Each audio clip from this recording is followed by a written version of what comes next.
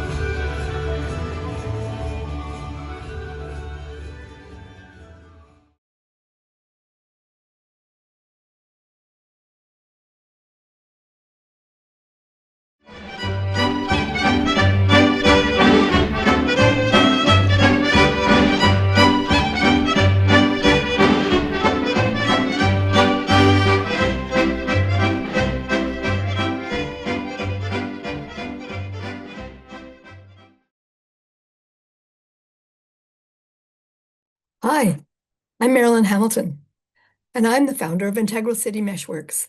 And I'd like to invite you to the Enterprise Day table for Integral City Meshworks. We'll be in the education area. I have lots to share this year. I've been discovering some secrets that are buried in the 12 intelligences that I call the Integral City Intelligences for the Human Hive. You know, much of Park Ecovillage Findhorn has been called hospitable to the soul. And I've been curious where we could find the beauty, truth, and goodness that feeds our souls and that grows our souls and develops our evolutionary impulse. So come by my table because I've made a whole new survey. I hope that I'll have it on a QR code and you could just do it on your phone and discover that there are 60 locations across Park Ecovillage Findhorn where we are hospitable to the soul. I hope you'll join me on September the 6th because we can have lots of fun. We can explore the books, the bookmarks, and the postcards I have to give away. I look forward to seeing you, and may we have a wonderful Enterprise Day together.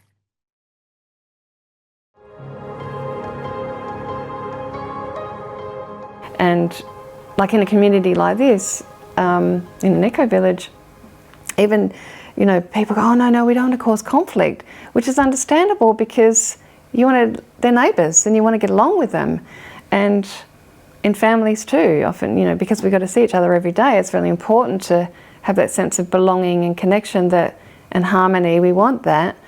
And often we tell ourselves that if I say what I'm really feeling, say what I really want, it's going to cause more conflict.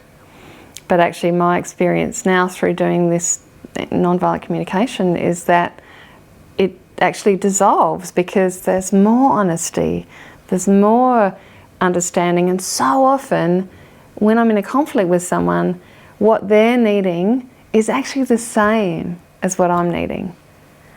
And we think it's different, but it's often the strategies or the way we're trying to meet those needs. That's where the conflict is, not the actual needs. And so when I can see the needs in you, I can go, oh yeah, I can really understand that because I have the same ones.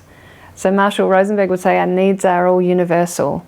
All human beings share the same needs, like needs for belonging and intimacy and understanding and respect and power and effectiveness and purpose and meaning, all those needs we all share.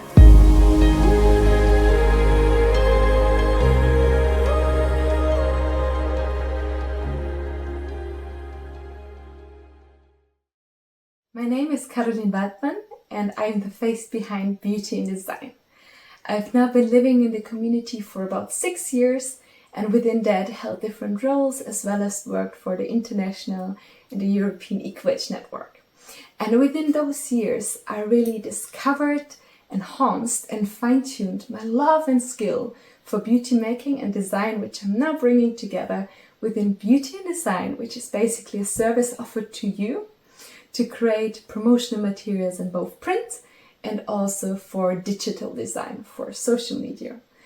And I'm finding great joy in this work, and with most recent clients I often also introduce them to the design process afterwards so that I can show them how they can in the future in a very easy way make small tweaks to make it sustainable design so it doesn't get out of date.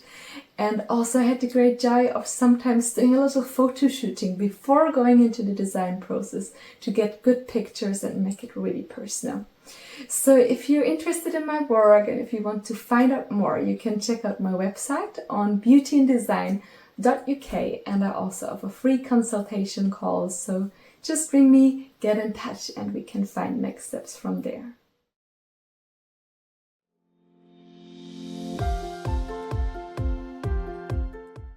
Become part of the change towards a regenerative future.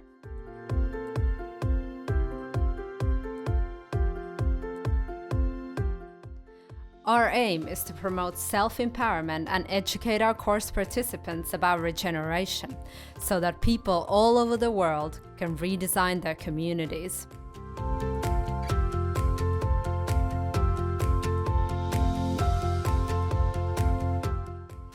Look deeper inside our programs and courses to find your way within your community to transform the world.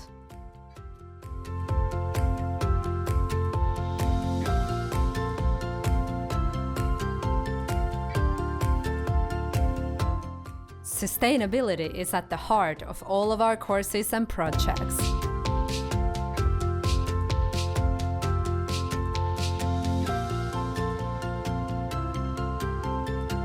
Sustainability design education is our mission. Join our programs, support us, and let's fly together.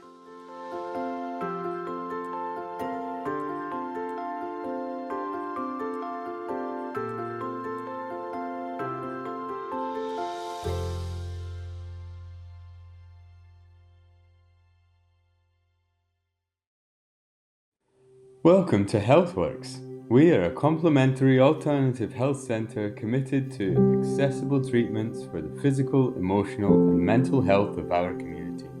We have a wide range of practitioners offering various therapies.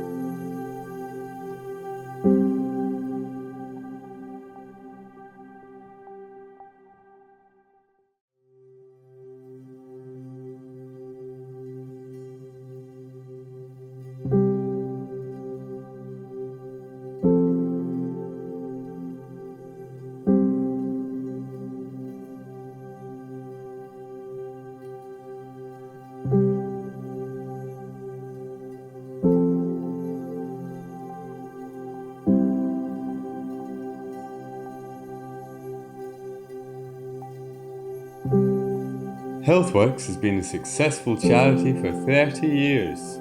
We use our excess profits to provide bursaries for the treatment costs of individuals who otherwise could not afford it.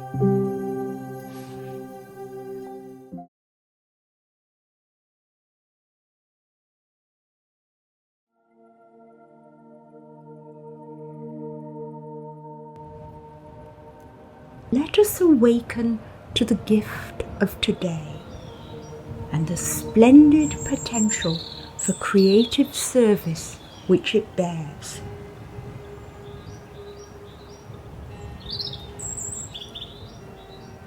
As you move forward in certainty and stay open to the unexpected, asking always, what is the new pattern that is seeking emergence through me now?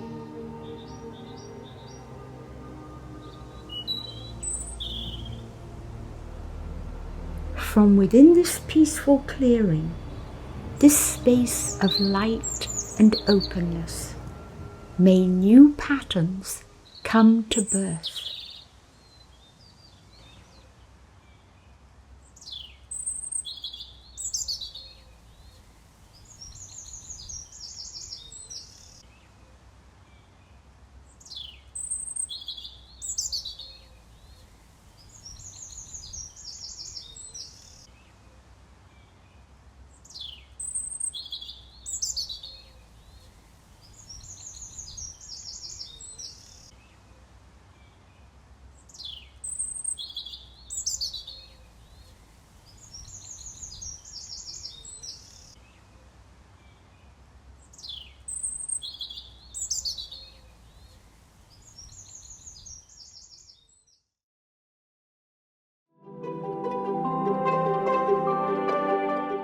I'm really interested and curious about how you felt in yourself before you did our nursery mentoring program.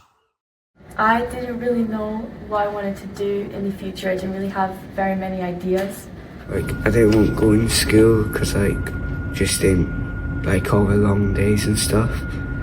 Well, before I felt really, like, scared, like, talking in front of big groups. I wouldn't come into school because of friendship issues. I just didn't know what would happen if I did come into school. And what difference has our nursery mentoring program made to you? I think it's like brought my attendance up. Like, I'm more confident and comfortable to come into school now. Better with kids and like seeing how they act and do stuff. I've tried something new that I've liked and hope that I would be able to do something like that in the future. I got loads of confidence, worked around children most of the time, so I was getting more learning experience from that. It gave me a lot more like options and ideas for what I might like to do when I'm older. It's made me feel more confident in myself and just like made me feel better about me and what I can do to help people.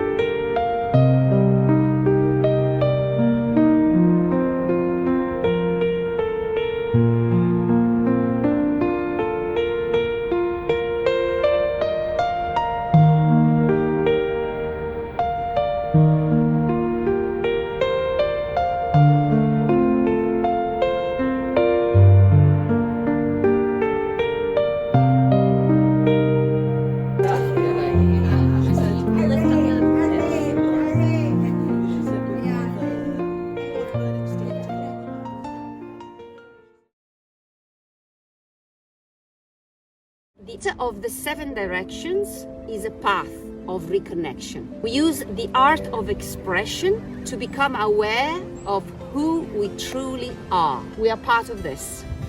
We are not separated from what we call nature. If what we call nature, and I like to call the other than human world, is a living being and communicate with us, we need to find the language to communicate. And art can help us to find that language. This is why we use the art of expression. We use theatre, we use the body, we use the voice. voice, all the creative expression to communicate and relate to this bigger organism we are part of. We use theatre with its original intention, not to entertain, but to discover, learn and celebrate our belonging to this planet and the other than human world.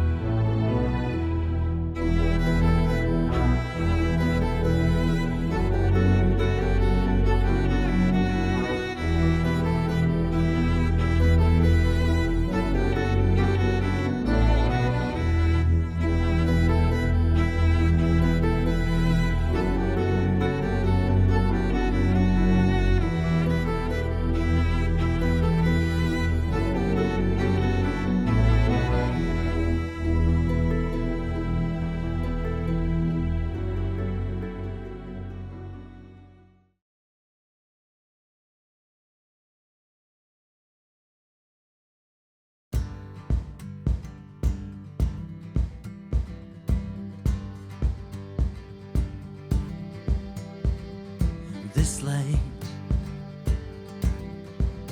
is for the world.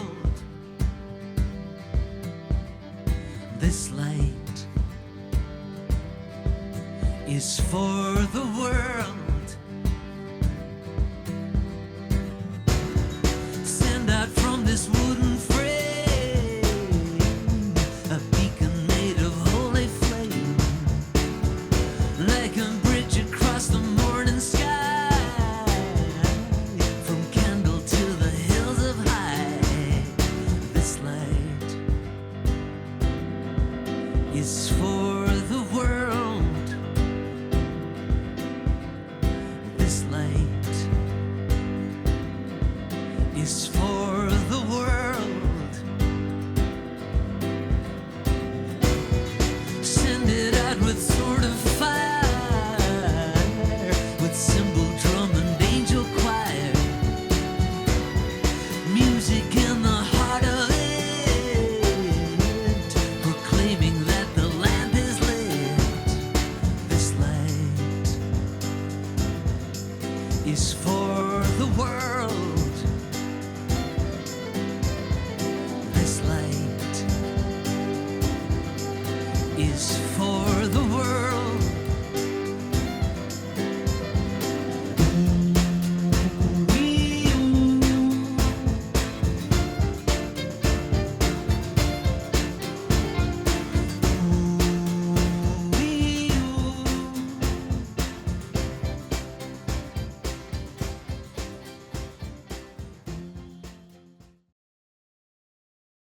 Innerlinks is a developer of the Transformation Cave, a renowned tool for personal development and spiritual growth, as well as the Angel Cards.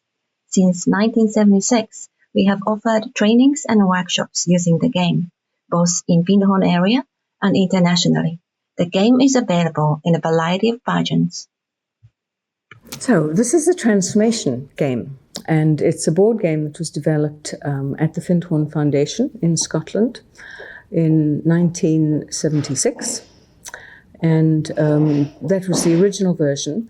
This version was developed later and came out onto the market as it really provides people with a way of exploring and understanding and transforming key issues in their life. Those could be problems or challenges that they're having, or they could be new directions that they want to explore, or dreams or visions that they want to actualize. People can bring all sorts of issues to the game. It offers people a playful but also quite a substantial way of exploring key issues in their life. The game represents like a little mini lifetime. You move along the path, experiencing different squares and moving through different levels. There's the physical level, the emotional level, the mental level, and the spiritual level. They can play it just on their own. The facilitated version allows people to go into their issues in greater depth than just buying the game and playing it themselves. There are many ways to experience the game for yourself. Please visit us and find out more.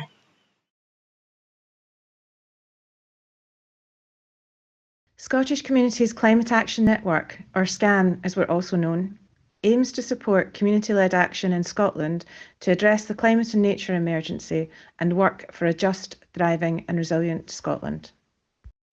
We are the Transition Network Hub for Scotland. The Transition Network is a movement of communities coming together to reimagine and rebuild our world. SCAN offers free membership for organisations and individuals looking to connect and take action on the climate emergency. We offer training, resources, climate-focused events and networking. We use our storytelling collective to share stories of Scottish community climate action and social justice to shout about positive action and inspire change. SCAN was instrumental in setting up Scotland's climate action hubs, with 22 now up and running across the country. We run Vive, a climate and community-specific peer-to-peer networking platform, where people can connect with hundreds of community workers, activists and volunteers working in Scotland and the UK.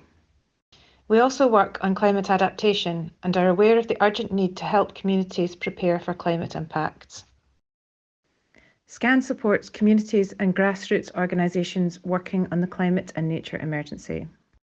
Our membership is diverse and has groups of all sizes and interests, ranging from community growers to local energy champions and men's sheds to arts organisations, with many other groups and interests represented in between. Geographically, members are spread across the nation, from Shetland to the Borders and Barra to Aberdeenshire.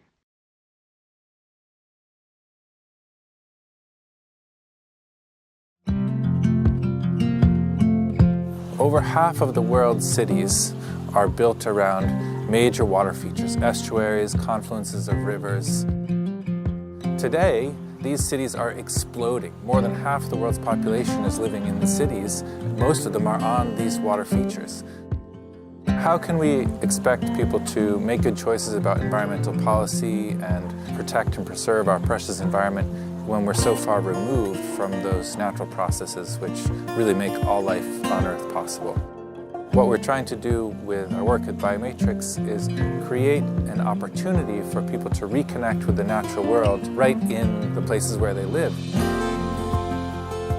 There's usually in many cities around the world a lot of water space and it's underutilized. Often the waterways are hard-edged, they're sheet pile or concrete, and it's very hard for nature to be able to take hold. And what nature actually needs is to have texture, and it needs to have moisture. And so we create a substrate which is engineered to last, and then it's planted with a living ecology.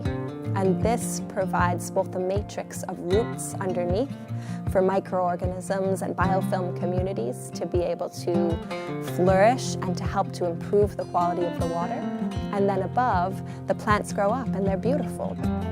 Our systems are modular and they can easily adapt. We can create thousands of different shapes and they can go into the waterway and rise and fall with the changing water level. So they're very flexible. The water was quite a dead space here actually. It's quite sterile and really underused and quite neglected, build-up of litter and the like. And what the floating islands have done is really helped to animate the space. So it really is about trying to improve the quality and function of the landscape. Natural wetland water systems have been purifying the Earth's water for millennia. Nobody would be surviving if nature didn't have the capacity to restore, revitalize, and purify and cleanse water. The Living Water Cities project is really a network of people who recognize that their urban waterways are an incredible opportunity to create these thriving habitats right within the city. The wildlife has multiplied, it's become more diverse and more abundant. It's fantastic. It's a little bit like living in the countryside. It's exciting to see the species that come back once there is a place for them. We like to imagine a network of living water cities.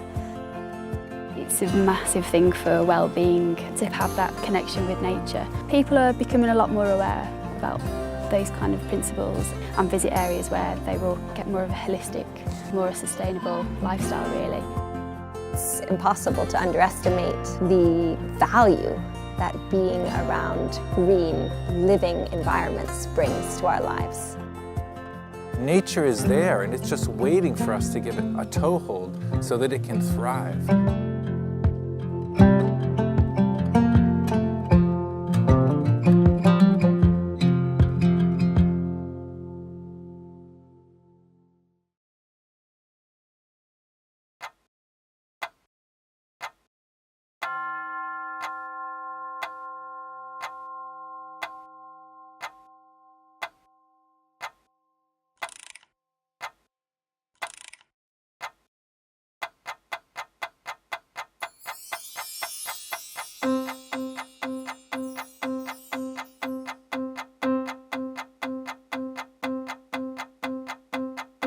Around 12,000 years ago, people travelled across Scotland hunting animals and gathering food.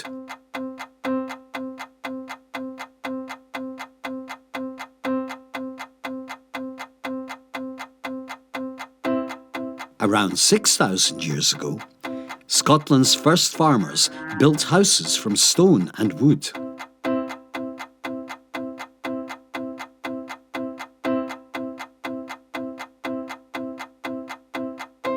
Around 5,000 years ago, strange stone circles were made across Scotland.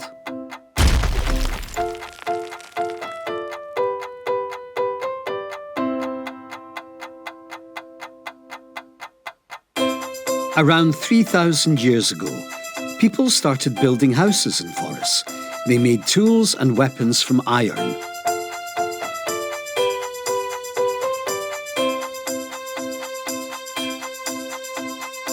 Around 89 AD, the Romans sailed around the north of Scotland. They called the people who lived there the Picts. Around 850 AD, the Picts erected Sweenow's Stone in forests. 1040 AD, Macbeth, the ruler of Moray, became King of Scots.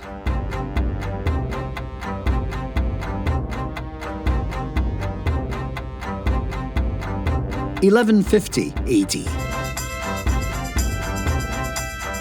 King David I made forests a borough.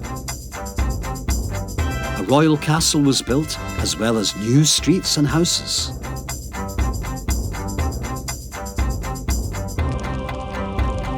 1390 AD. Forres was attacked by a cruel man called the Wolf of Badenoch, who was a son of King Robert II.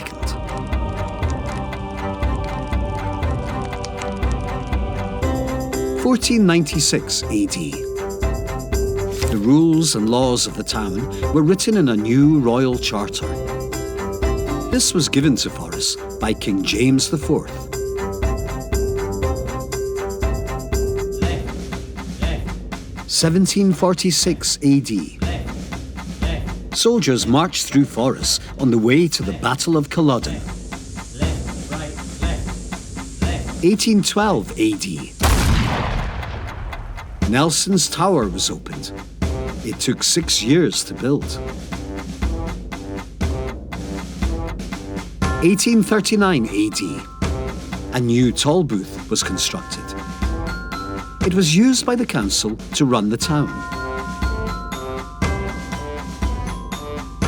1872 AD. The Falconer Museum was opened. By 1900 AD, more and more people were moving to forests. New factories, banks, hotels, schools and railways appeared. 1924 AD. Grant Park was given to the town by Sir Alexander Grant. It is Forres' biggest park and famous for its flower displays. Today, Forres continues to grow and has a population of over 10,000.